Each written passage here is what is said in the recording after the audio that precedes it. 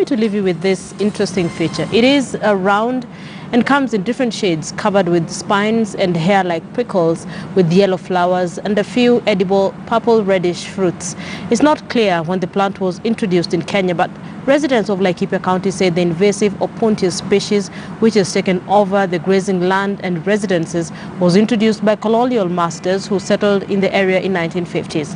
Today we bring you the story of Opuntia, the killer cactus, which is not only killing animals, but is rapidly displacing people by squeezing them out of their land and homes. Good night.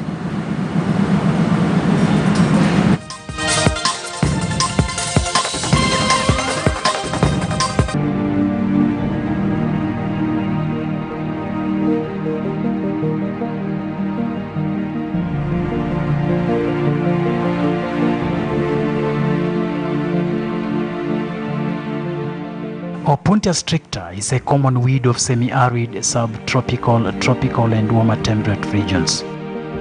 It grows in open woodlands, rangelands, grasslands, pastures, banks of watercourses and roadsides. It also grows along railway lines, coastal environs, gardens, disturbed sites and waste areas. The species is also known to invade rocky slopes and other degraded areas in grasslands and woodlands. It is commonly referred to as prickly pear.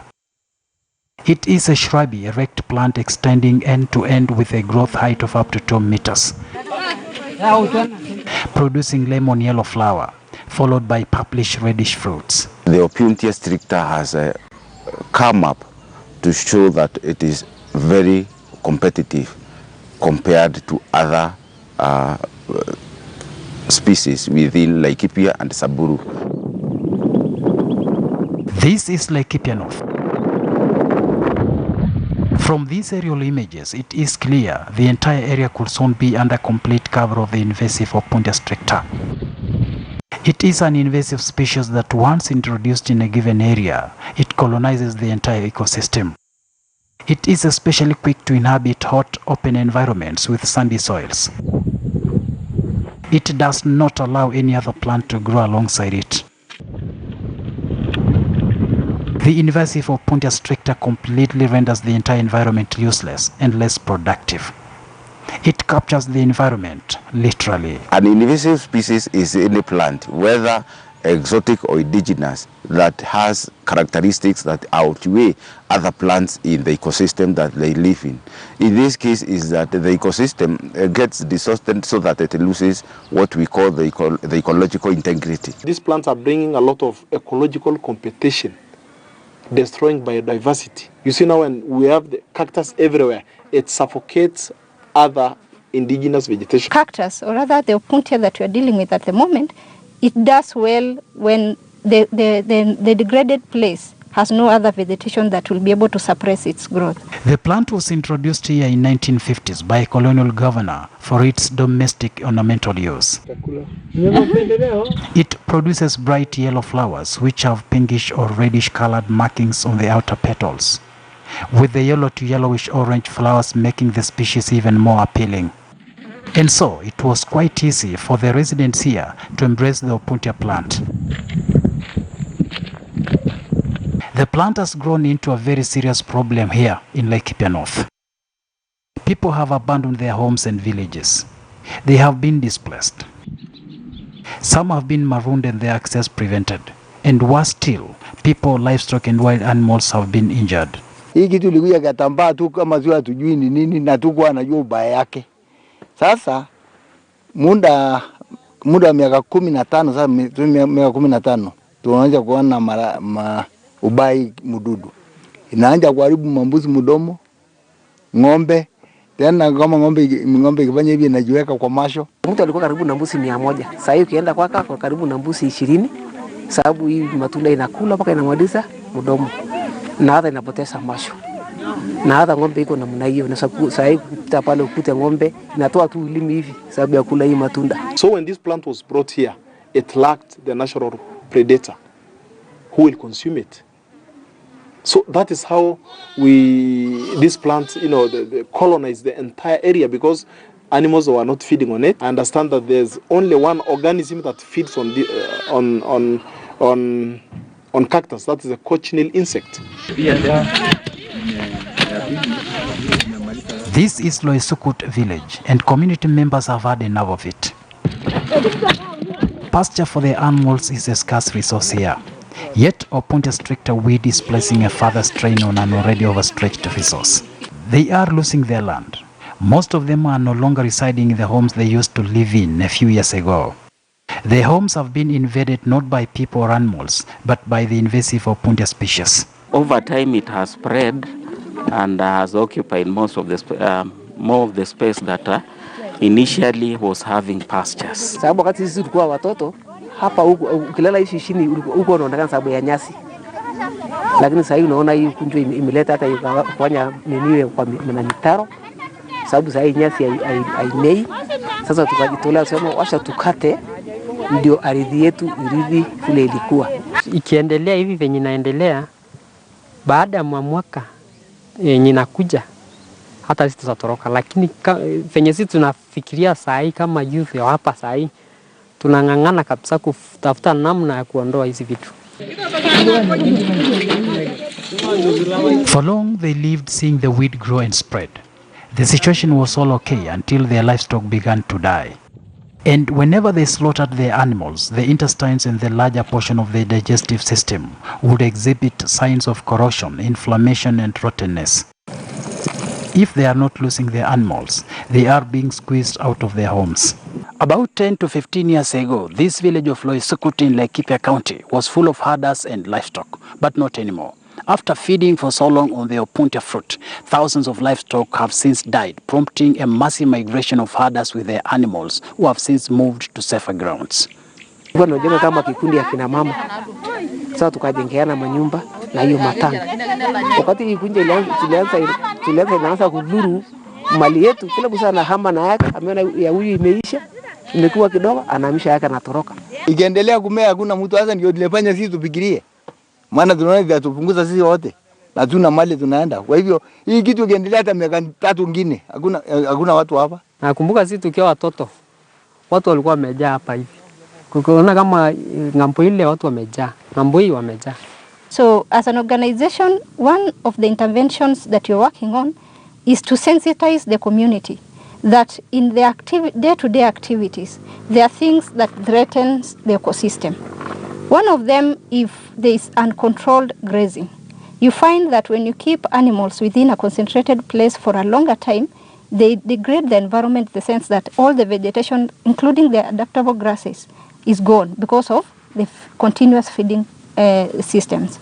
So for them to understand the connectivity between their human activities and the invasive species will help them understand and also be able to take actions in terms of controlling grazing around their homesteads. Opuntia stricta is regarded as an environmental weed in many parts of the world. The International Union for Conservation of Nature, IUCN, has listed the plant among hundreds of the world's worst invasive plant species. It is tough and domineering. It subdues every other plant around it, and by extension, any weak animal in the ecosystem. Opuntia stricta is a plant that will produce what we call a chemical that will inhibit other plants. So it makes sure that only itself or its seeds can germinate in an area that it has dominated. Its immature fruits are green in color, but they turn reddish purple as they mature. They are succulent and very sweet. And here, they are the second favorite food to livestock after pasture. When the invasive species occupy productive land, it renders them useless in the sense that the adaptable grasses or what the fodder that the communities depend on for their animals to nourish, it is gone. So definitely you'll find that they'll have to move all year round in search of pasture. In that sense, you find that with the areas that they are going, you find that they have to be in conflict with other communities to be able to access the vegetation that they need. Besides the plant's resilience and survival abilities, Opuntia's other strength lies in its dispersal and durability of seeds. Environmental scientists say Opuntia seeds can survive for more than 10 years in the soil, waiting for the appropriate and opportune time to germinate and sprout. Their dormancy is broken, so that whenever they fall, they just germinate. They fall and germinate. These plants are very competitive, and therefore they will make sure that their life continues whatsoever, whether there is rainfall or not. They can even sense the rainfall, and they can wait. So they have those sensors, so that the seed can be now told, now the rainfall is there, now you can germinate. The continued consumption of Opuntia berries wears away the health of animals. Experts attribute that to corrosion and rotting of the digestive system of the affected animals.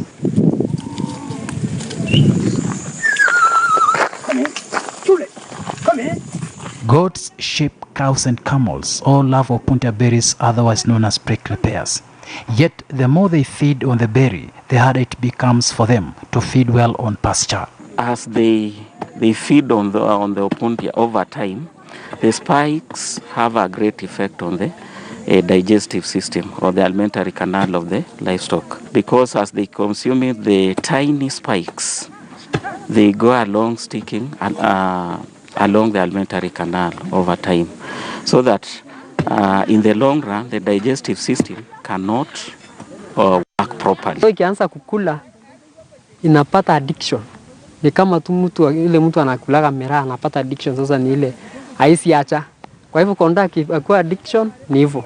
Anaweza toka kwa gate ya boma akienda kutafuta mahali iko. Na akikula inadunga kwa nini yake, kwa mdomo yake. Sasa kukula hii nyasi nyingine ama matawi mengine ni shida.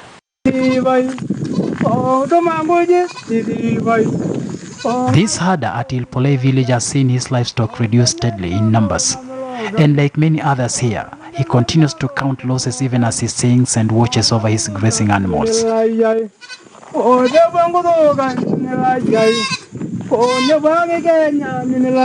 Cattle, goats, sheep and donkeys have died after feeding on the prickly pear. The situation is made worse by perennial droughts which reduce food for livestock and wildlife, forcing them to turn to the prickly cactus. Mbuzi inatoa mpaka inatoa meno. Sababu ikikula hiyo matunda, ukijaribu kuiosha hivi kuweka shumbi ati uitoe, inang'oa meno. Sasa mbuzi haikuli tena. Osha ng'ombe, nakwambia niko na miaka 3 bila ng'ombe yangu kuingia hapa. Naamisha tu huko mbali sababu ya hii. Lakini sasa nikiona hii kunde ikiisha, ng'ombe itarudi nyumbani. Kwa na mbuzi zaidi hata nafikiria karibu 1000. Lakini ile mbuzi inabaki sana karibu 100 na kitu. Nimejaribu kutoresha nyingine nipeleka huko, Kimagandugu tafuta. Watu wengi wamehama, ile boma ilikuwa na watu walitoroka. Mali unaona ile ni boma ilitoroka. Iko maboma mengine kwanza mtu alikuwa maendeleo sana, alikuwa amejenga tangi 2. Ameenda hata matangi sana nakaa. This camel, for instance, is seriously affected. Look at how hard it is for it to eat grass. The animal is hungry, wants to eat, but it can't. Eating is a struggle. It is painful. Yet the only food it eats with ease is the Opuntia berries. Herders and residents in this area say whenever they slaughter any of the animal that has fed on the Opuntia plant fruit, the intestines and the alimentary canal of the affected animal is usually rotten, a condition they say is responsible for the death of thousands of their livestock. So eventually you'll start observing the livestock. Maybe over time it starts getting emaciated. Maybe even the feeds at that particular time they are there, but you wonder what is the cause of all this. Then there is another big problem of animals losing their sight, as they struggle hard to reach that rare grass trapped under the thick cover of Opuntia weed.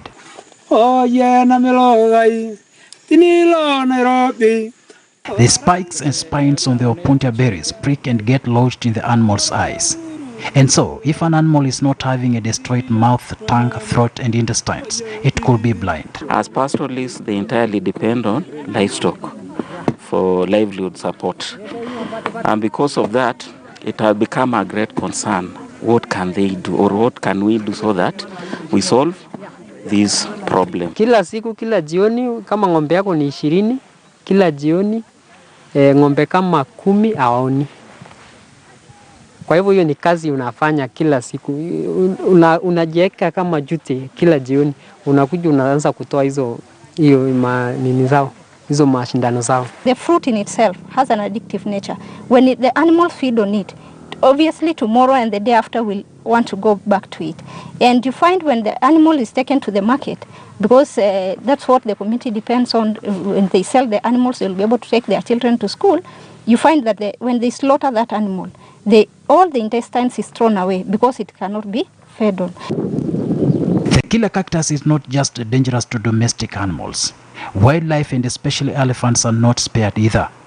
Elephants love Opuntia berries more, and so, as these beasts freely roam this vast rangeland, they are not any safe. They are just as endangered as the livestock. In fact, the invasive cactus plant could now be considered the second biggest threat to the elephant population in northern Kenya after poaching. The cactus is making the environment in Laikipia completely inhabitable. When elephants swallow it, the small spines on the Opuntia fruit get lodged in the mouth, throat, and intestines.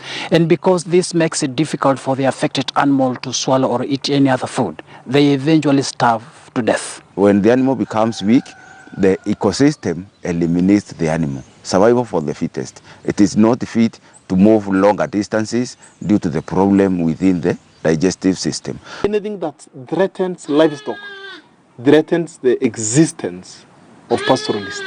And you cannot separate a Maasai with a cow. You cannot separate a Maasai with a sheep. So it is very hard for us to support something that is threatening our cows. We are not keeping cows, sheep and goats just for money, but we've got a special attachment with these livestock. The invasive Opuntia weed is threatening to put the entire Laikipia north under its cover. It is estimated that the weed is invading at least 2 kilometers of habitat per year. And now, it is increasingly looking likely to escalate conflict over resources among communities. Already, hundreds of herders have forcefully relocated after their homes were invaded by the weed. This plant has started now coming up in all places, all parts, eliminating other plants, because whenever it is, it produces a chemical that brings about allelopathy. Allelopathy is a condition that inhibits any other seed from germinating. It will inhibit any other plant from germinating except itself. So it has been doing so for so long. People had not been noticing. But now, due to the conflict, due to the influx of livestock, everyone is now keeping livestock. Everyone is having cows, goats, sheep. And you also know that in Laikipia is where we have the highest number of wildlife in the dispersal area. Particularly if you look around the Makurian, where we have the windmill, or the routes that are being used by the baboons, the rate of spread is very high, because these are the two big animals that are feeding on this plant. Because of the limited resources in the arid and semi-arid lands, controlling the fast-spreading cactus is not easy. There are 4 different ways that we have identified of engaging with the Opuntia. One is the mechanical removal, the other one is the biological control, the other one is an enterprise, we call it enterprise, whereby some people have begun utilizing Opuntia to have some benefits to the community, like Laikipia permaculture, doing juice, they are doing wine, they are doing jam, they crush the seeds and they make seed cakes. So they are different. Then the 4th way is the policy, where we make legislations and policies that can be able to govern the management and control of Opuntia in the county. Members of Loisukut community have decided to manually uproot the weed. They are determined to rid the area of this prickly pear. The method of disposal is to throw the uprooted cactus in the gullies and proceed to plant grass on the cleared field.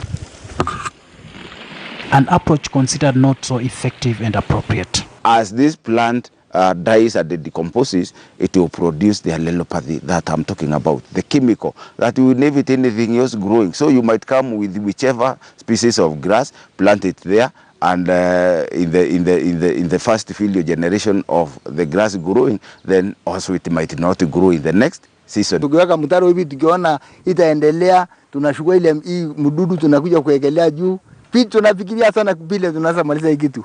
Hata tumesema huu tuweke karatasi ya plastic alafu tuone kama itashoma, tutavuta karatasi ya plastic tuekelea juu, tuone kama itaharas. Tumefikiria, tuko na fikira mingi juu ya hii mdudu. One thing we must appreciate on mechanical removal of Opuntia, it's an expensive process. And that's why communities are trying different methods. One is that using salt and soda ash. Even if you place it in those gullies, it will die automatically. There are no chances of regeneration because that salt or soda sucks off the water and the sap in the plant. So it dies automatically, it does not regenerate. The other thing we are trying to advise communities is to dig trenches and cover them and bury. That way they will not regenerate also. It's an expensive process that requires funding. Effective management measures for any plant invasion species depends on cost, availability of labor, and the harshness of the infestation.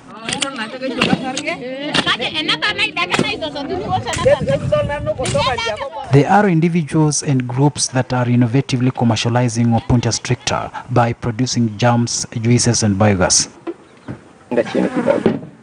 Francis Merenye lives in Doldo.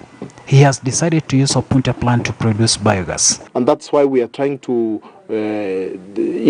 to talk with the community, like-minded organizations like World Vision, the county government, to fund the utilization of this plant, to fund the biological control, that is the propagation of the cochineal insect, as well as supporting other enterprises like the guys who are making juice, jam out of it. So if we bring all those measures, I think the cactus will not match our effort. He plans to scale up the production of biogas with a view to selling to schools and other institutions around. His idea is to work with other stakeholders towards this plan. But even as this looks like a very viable economic venture, the fact that Opuntia is the primary raw material in the process could prove a practical and effective manual way to manage the menace. If I'm using 20 kilo of cactus every day, what about a school? They will use like 500 kgs. So if the schools will buy in the idea, the community, then within no time, we'll have managed this plant. And it is getting places. It is spreading. It is in Nyeri as we speak. It is in Isiolo as we speak. All these ranches, Oljogi, Oldaiga Ranch, this cactus is spreading. Beside that, we are also having a rangeland restoration program where we are talking of rangeland healing. And rangeland healing involves a process of reseeding the rangeland by pasture. We are also planning to plant tree species that can be able to adopt to that dry area. One of our partners is ICRAF, and they have given us a list of tree species that can grow in that area in a better way and can be able to mitigate the rate of growth of Opuntia. Then there is the biological control mechanism, where a sap-sucking organ called cochineal insect was introduced. The insect sucks dry the succulent weed until it dries off. But this method, just like the previous ones, is not as reliable either. But the cochineal is taking a lot of time. The scientists who assisted us to bring the cochineal said that we will see some impact in around 10 years. And we need food. This thing is taking away livestock. It's killing livestock.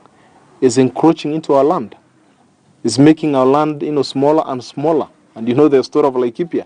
Despite the fact that the cochineal bug is controlling Opuntia stricta, it is very active during the dry season. When it rains, the activity reduces, and only the female bug is the one that affects, or is the one that is responsible for eliminating the Opuntia stricta. Cochineal works during the dry season. It doesn't work during the rainy season. It's washed off by the rain. It's very dormant during the rainy season. So because we have had a dry spell and we have had a more or less a failed rainfall season, the rate of spread has been very encouraging. It has actually fed on the plant, and we are finding the plant crashing down.